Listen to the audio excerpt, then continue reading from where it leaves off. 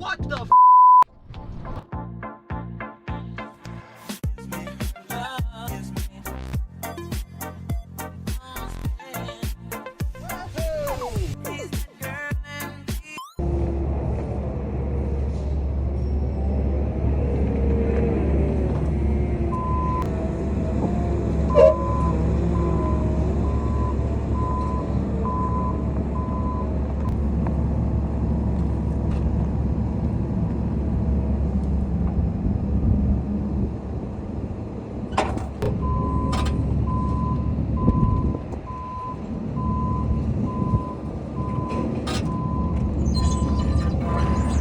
So, another purchase who's surprised, another Cadillac who's surprised. If you haven't noticed already, there's something special about this DTS sedan. It's been slightly extended. It's a limo, but it's only a 12-inch stretch. This was kind of an impulse buy. Obviously, anything Cadillac I tend to buy. But 600 out the door. If I didn't say it already, this was flood. I haven't looked, all I've seen is what you're seeing. I just had them drop it on the dolly. It looked pretty good in the pictures. Power seat works, so we've got power too. It does not, they have it as a no run. I always like to check in the glove box. If the books are all wet, that would tell you the water was high, but I don't see any evidence of water damage here in the manual. So again, another good sign that if this was actually flooded, it wasn't too high. The reason I say actually is, well, reality is insurance fraud happens all the time in this country. And maybe somebody just wanted to get out of this thing and said that it got flooded. Everything, again, you can see that's dirty in the cup holders, but no standing water or evidence of standing water. Same deal here in the ashtray. Nothing looks too weird. A little bit of ash in the ashtray, but now, let's just cut right to the chase and see.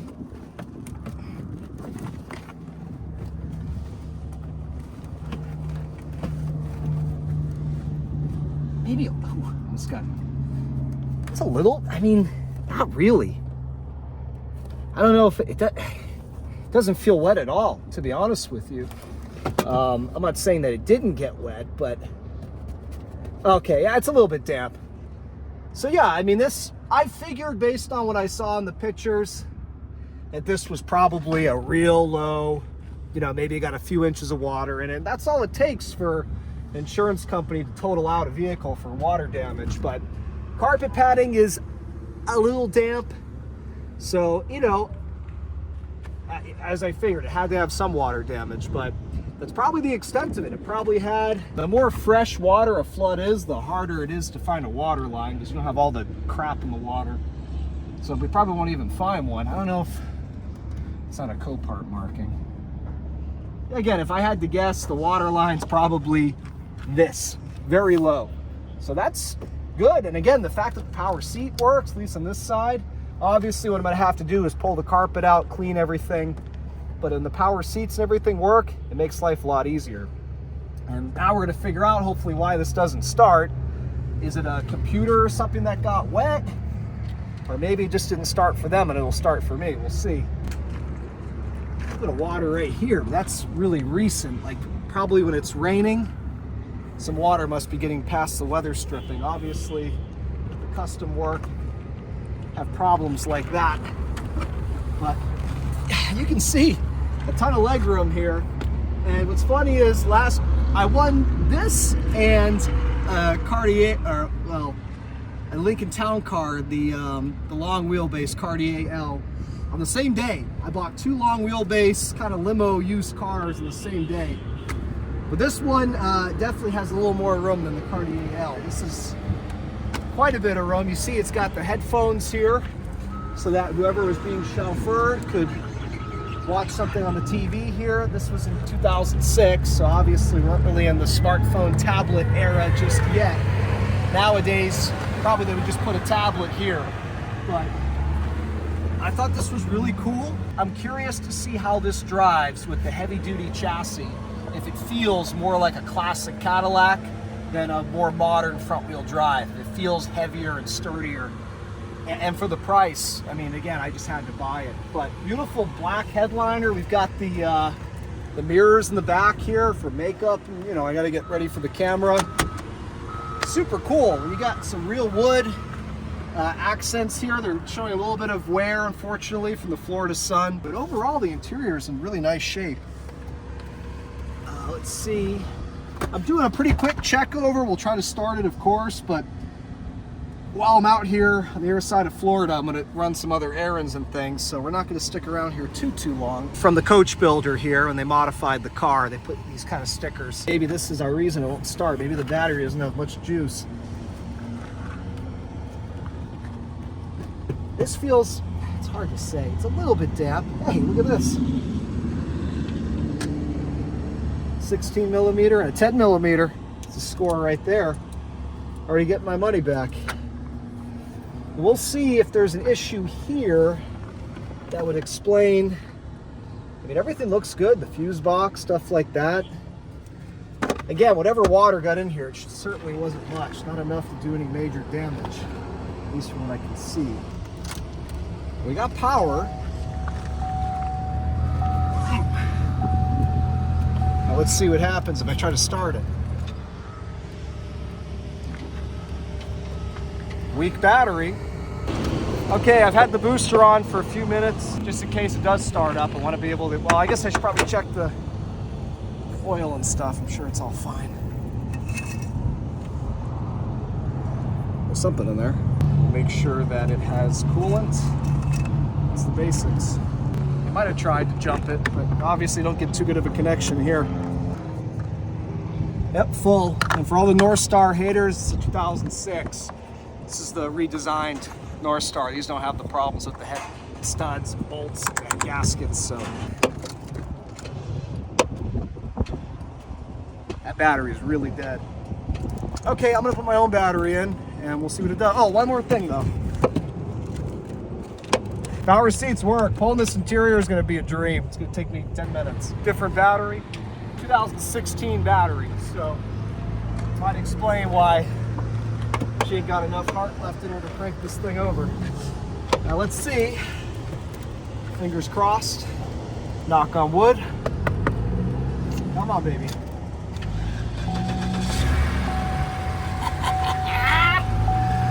I swear, more times than not, the cars I buy from Copart just have a bad battery. Unbelievable. Service suspension system, so, and it needs a power steering pump, or it's at least low on fluid. Radio. Radio works. Port window works. Randy. Power steering pump whining because it's out of fluid, but aside from that, the engine sounds great.